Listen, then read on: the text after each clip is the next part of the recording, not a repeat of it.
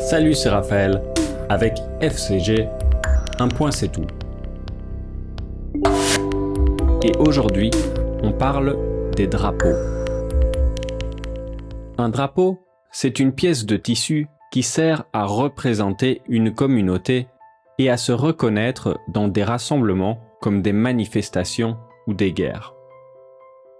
Parfois, un drapeau peut aussi servir à envoyer un message, par exemple entre bateaux en mer.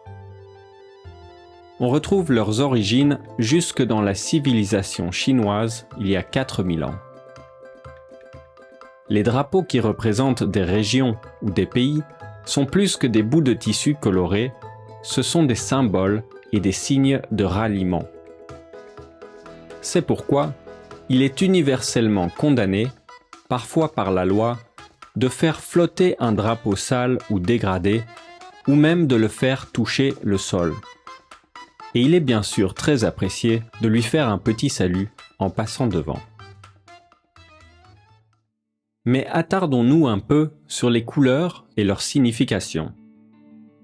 Les couleurs les plus utilisées sur les drapeaux nationaux sont le bleu, qui représente généralement la loyauté, la persévérance et la justice, le blanc qui représente la paix, l'innocence et la pureté, et le rouge qui représente le courage et le sang versé par le peuple. Au moins une de ces trois couleurs se trouve sur presque tous les drapeaux, à quelques exceptions près, comme pour la Jamaïque.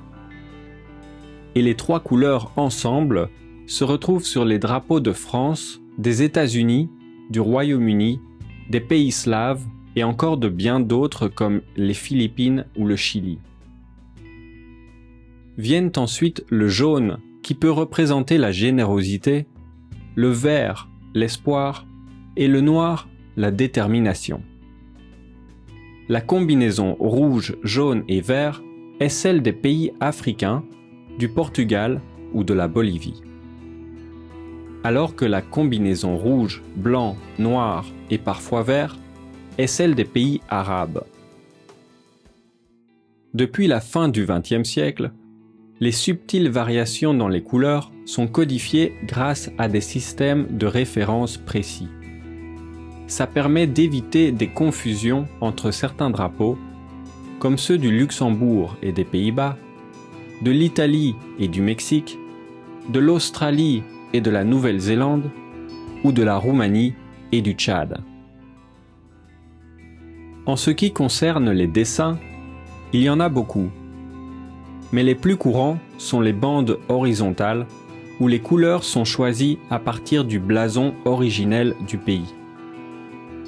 Le dessin en croix est également très répandu, surtout dans les pays scandinaves, au Royaume-Uni et par conséquent dans certains pays du Commonwealth. Et bizarrement à Hawaï aussi. Puis il y a les drapeaux à croissant pour les pays musulmans, les drapeaux à canton, les drapeaux à triangle, les drapeaux à disque et finalement les drapeaux à bande verticale. Ce modèle, dit révolutionnaire, serait sorti de l'imagination du peintre français Jacques-Louis David en 1794 lorsqu'il fallait choisir un nouveau drapeau national pendant la Révolution française. Question. Quelle est l'origine de votre drapeau? Quels sont les symboles de votre ou de vos communautés? Est-ce qu'il est important de montrer son appartenance à un groupe social?